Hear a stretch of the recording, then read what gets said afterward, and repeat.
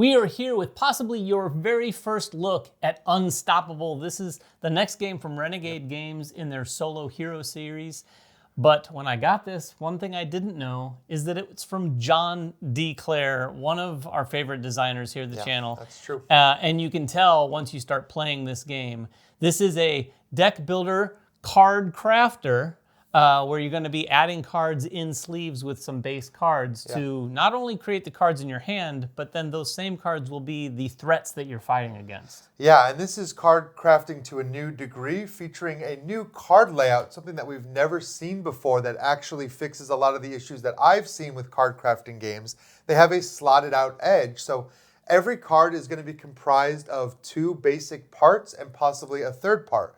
There's your core, which is the card that you're actually going to play during your turn to do something. There's the threat on the back that David alluded to. And then as you play these cards, you can upgrade them. And these upgrades both upgrade your card to make it better, but they also update the threat on the other side, making it stronger. So a little like his previous game, Edge of Darkness. Yeah.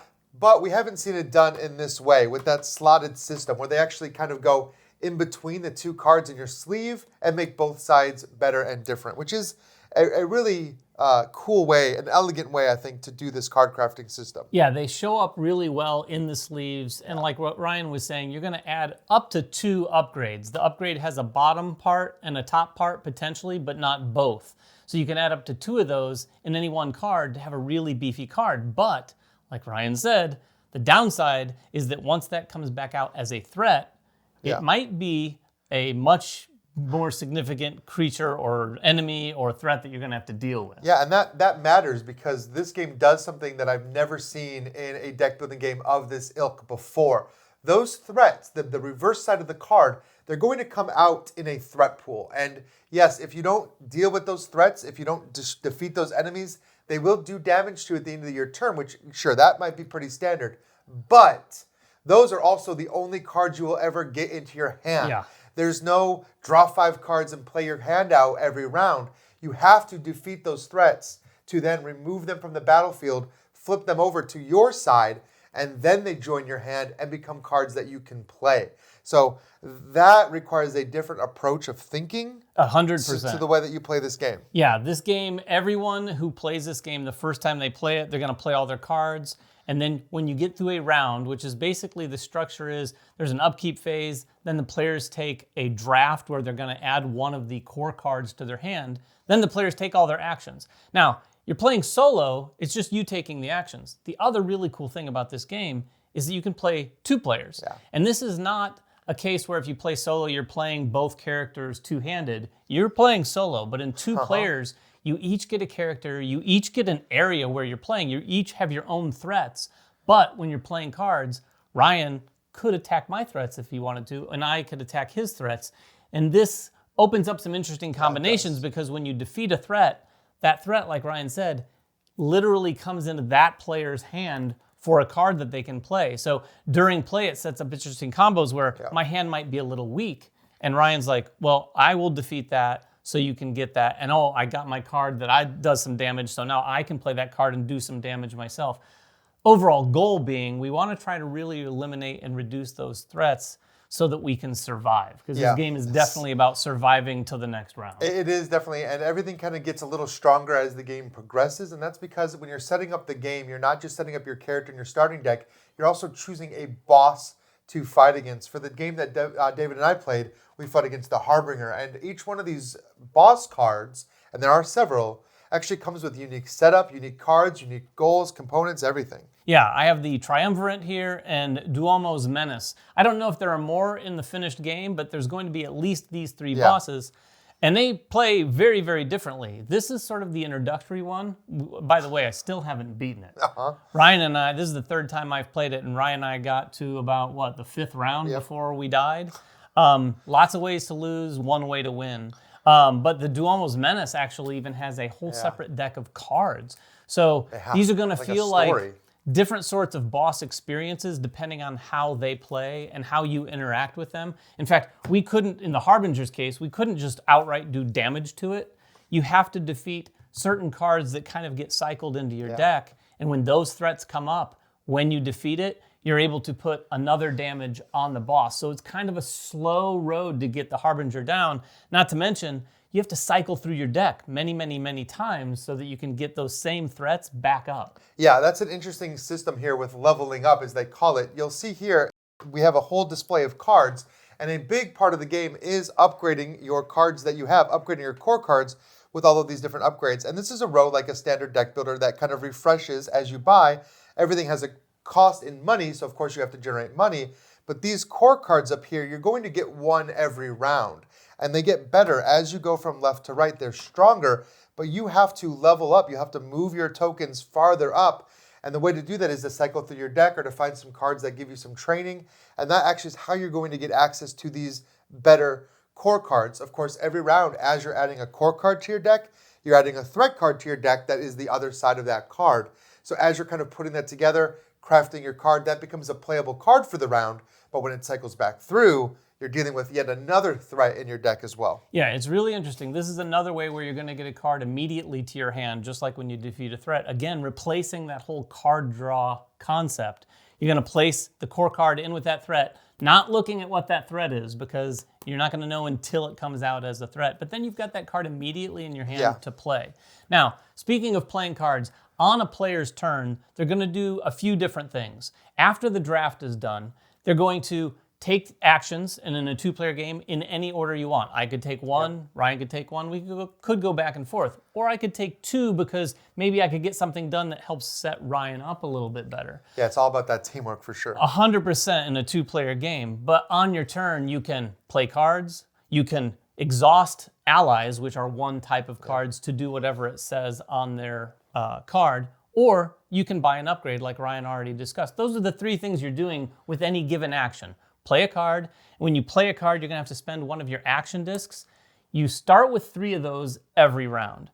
You're not going to generally get more than that, except there are some upgrades and some cards that you might get in your hand throughout the game that are going to allow you to maybe get an action back so that you can string out a bigger turn. Yeah, and there you want to do that. You want to find combos in between the cards that you're playing, the cards that you're defeating. Some of them have bonuses that you get when you defeat them, because you are trying to deal damage to these threats and deal damage to the boss, but you're also trying to build up your shields because you need to survive. You're trying to build up your health because if you take too much damage and die, you lose. At the same time, you're trying to gain money because you need money to do those upgrades. So there is a lot that you're trying to do, and building a deck, like trying to focus in and build a deck that works well together, just like any deck builder, is kind of the goal here. Of course, we have factions like we've seen, the kind of the more popular deck building style. When you play certain faction cards, they might trigger abilities if you already have a faction card of that same faction. Or even in this game, there's a unite ability that wants you to have a variety of different factions. So they do give you a lot of flexibility in how you're building your deck, but you do kind of need to focus maybe on a certain specific strategy, which is a lot, easier said than done, for sure. A lot of those keywords are going to, like Ryan said, trigger off of having the same card, or like unite triggers off having different types of factions.